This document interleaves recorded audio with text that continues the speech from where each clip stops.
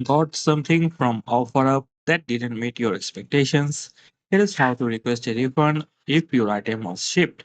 Now, first head over to OfferUp.com and then log into your account. Keep in mind, refunds only apply to shipped items, not in person purchases.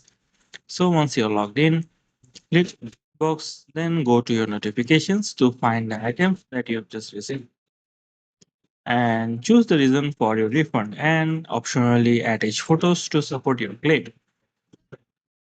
So this is the step one that I am talking about. So ask the seller for a refund, and if the seller agrees, like you have to enter a valid reason. Also make sure to attach photos because most of the time the seller won't agree for a refund unless the issue is valid.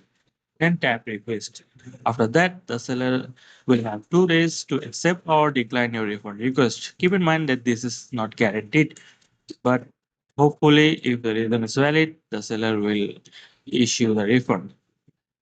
And if the seller agrees, OfferUp will send you a prepaid USPS label. So that means repack, you can repackage the item, attach the label, and drop it off within 5 days and won't have to pay for the shipping label. Once it's scanned at the post office, your full refund, including shipping and tax, will be processed in about 3 to 5 business days.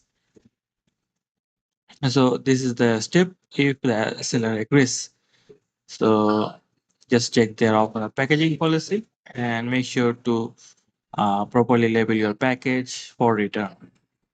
And if the seller declines, then or doesn't respond within 2 days, you have 2 more additional days to file a complaint with OfferUp. So in total, you have like 4 days. 2 days to wait for the seller to respond, and another 2 days to file your claim. So this is under their 2-day purchase protection policy. So that's all there is to know about OfferUp refunds.